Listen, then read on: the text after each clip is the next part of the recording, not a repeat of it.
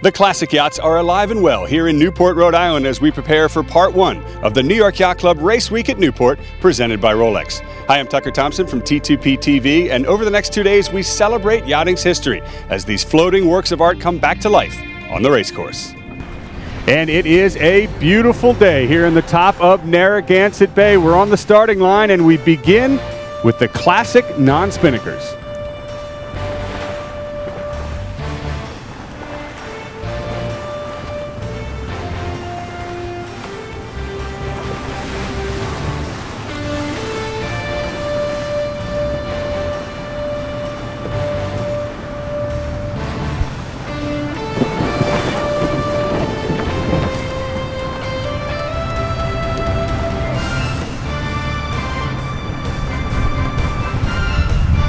Trevor Fetter's beautiful Black Watch gets the better of the fleet off the line and everybody heads left, upwind.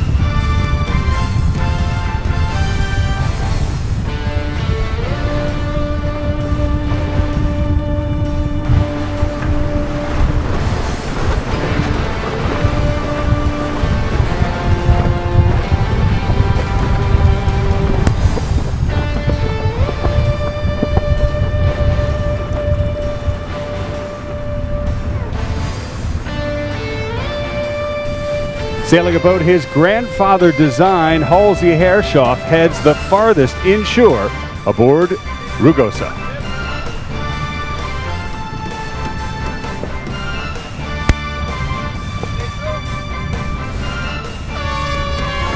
The smaller classic spinnaker yachts are next on the line. Someone definitely jumped the gun.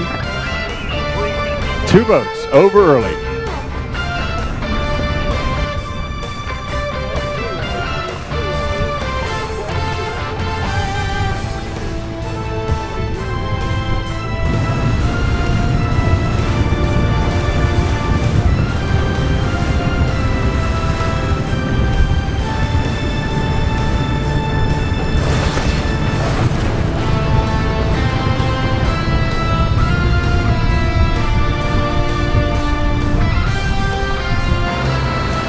Class 1 is already heading downwind, and with the fastest rating, it's no surprise to see Black Watch out in front.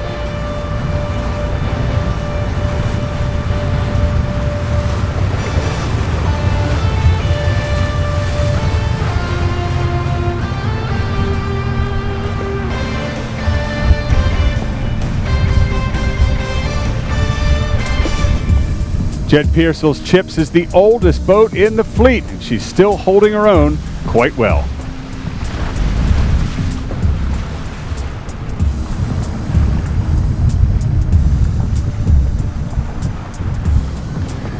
The beautiful 12 meters approach the line next. 15 seconds to go. This is where the outgoing tide and momentum come into play.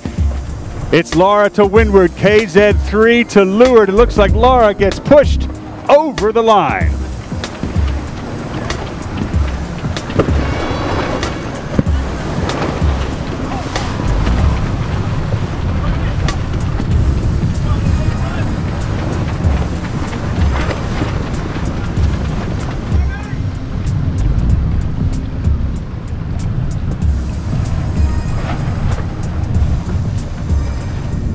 Things have gone from bad to worse for Laura. She luffed head to wind to stop and restart, but not before they've ripped the jib to shreds.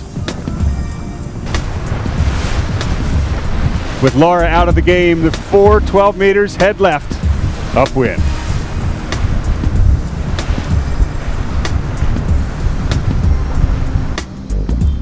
And finally, the S-Class approaches the line, the oldest one-design class in the nation.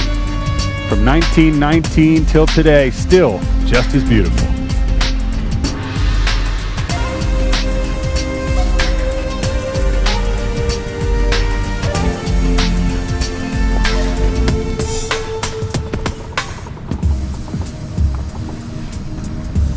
The bad news, one boat was over early. The worst news, it wasn't this boat.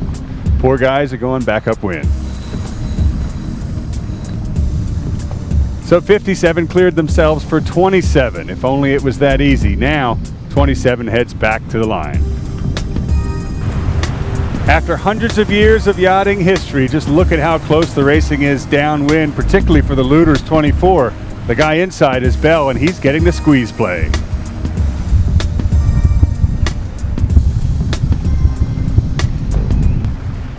And for the 6 meters, same story, different boats.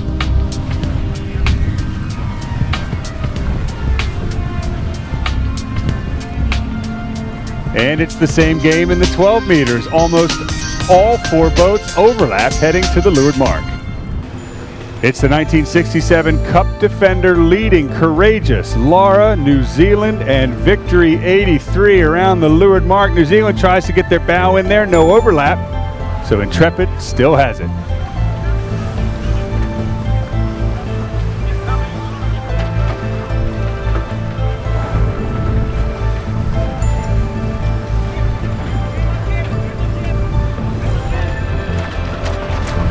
(19-20 seconds from the first boat to the last, and the game is on upwind.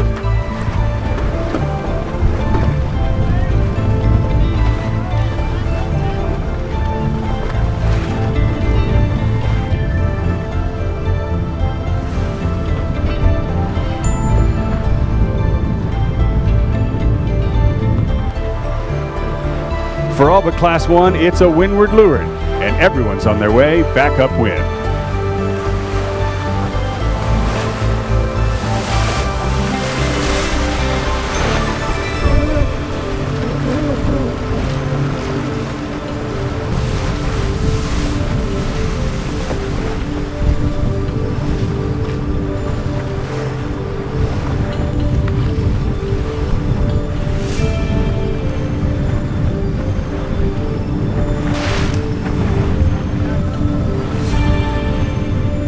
Almost 100 years and still very close. One design racing in the S-Class.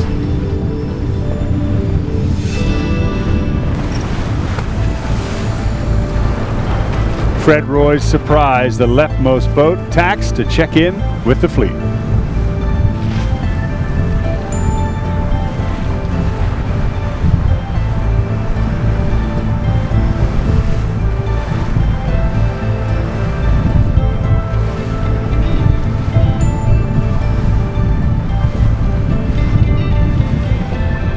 The smallest boats overlap with the biggest as all of them approach the top mark at the same time.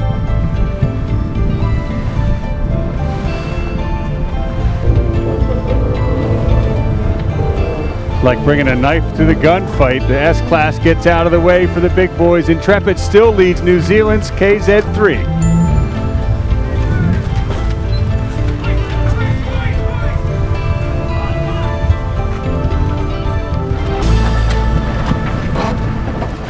Carrying all that momentum around the mark and likely to pass more S-boats as well, it's Courageous, America's Cup former defender, in third. Once the 12 meters have played through, leaving the S-Class to fight it out amongst themselves.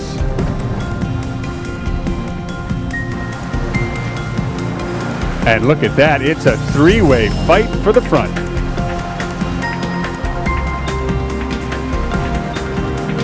Well, the 2 boats to the outside may have rounded 1-2 at the top mark, but it's Senator Sheldon Whitehouse and Michael McCaffrey's Osprey who takes the lead here at the bottom.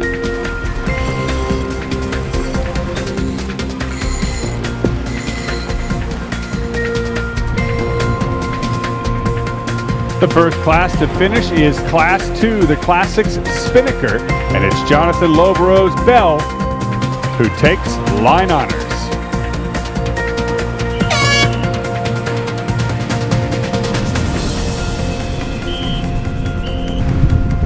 After sailing a long distance course crisscrossing the bay, we find Blackwatch where we last left her, well out in front of Class 1.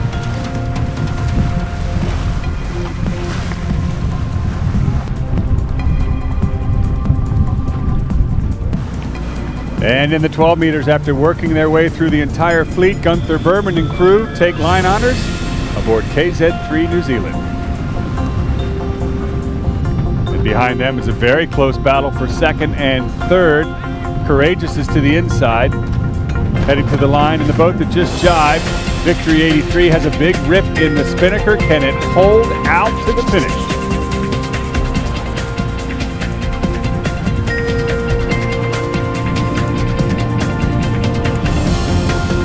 It looks like the answer is yes.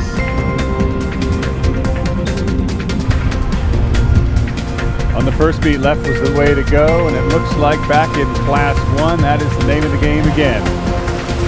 Rugosa pounds into the seas.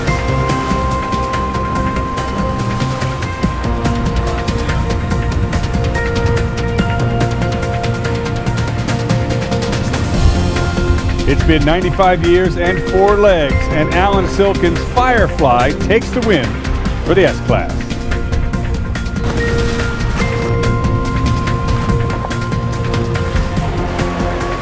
And finally, Trevor Fetter's Blackwatch will cross the line first for Class 1, and by the looks of it, they've got the fleet on corrected time as well. So from the biggest boats to the smallest, the classic yachts have proven yet again that they're as beautiful today as they ever were. And Narragansett Bay certainly served up some of her very best. There's more classic yacht racing to come as we conclude New York Yacht Club Race Week at Newport, presented by Rolex tomorrow.